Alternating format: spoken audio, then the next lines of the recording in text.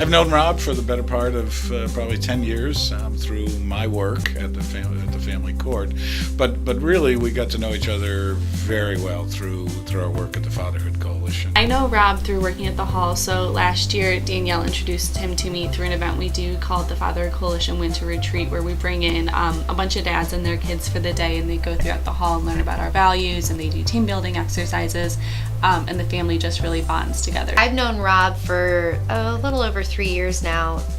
He came in wanting to do some kind of partnership between the local Fatherhood Coalition, which is a state-funded agency in the state of Ohio, but Rob heads up the local Stark County sector.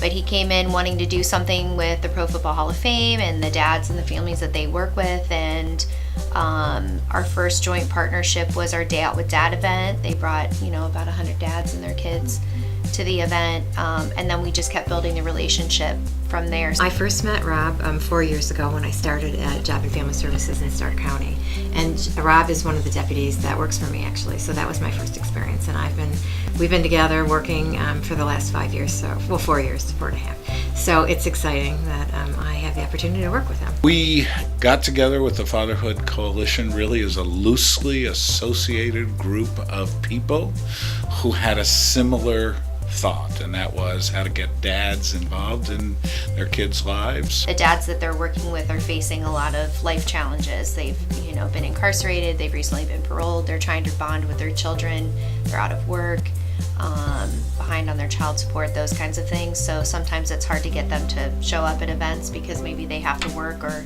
they don't have a reliable car to get there. They're dealing with those kinds of things. We've seen their participation grow and grow, and I think part of it is a testament to Rob and his team, and a part of it is the things that we do at the hall. Once some of them come and see it, then they get inspired and then tell other dads, hey, you really got to come, this is a really great event. Or the kids tell each other, hey, that was really fun. It's a grassroots movement, and it has expanded incredibly just by the fact that it started small, and there are so many men and women that are involved in this coalition.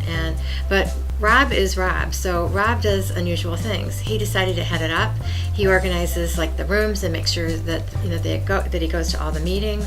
But he does other things. He creates activities in the community where he involves all kinds of other people into the movement. It's slow, but he's meticulous in the way he thinks and the way he strategizes about how he gets people to join the coalition. When I think of Rob, I think of Rob as a leader, but he's a quiet leader.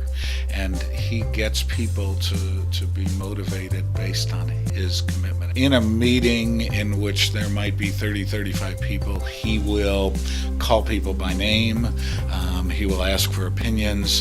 He looks to involve people who also may be quiet and unassuming. Rob and his team at the Fatherhood Coalition provide a way for these dads to feel good about themselves again, to feel worthy, to feel needed, and in return then they can give a better environment for their children. He is one of the kindest people. He will help anyone. Everybody knows he's helped people along the way, all kinds of people. And he's very concerned about people living in poverty, children, families, fathers, single people. He's very, very, and it's on his mind all the time. So he's always thinking and then moving towards a goal that he develops. This is a quote which really inspired Rob. Perhaps we cannot prevent the world from being a world in which children suffer, but we can reduce the number of suffering children.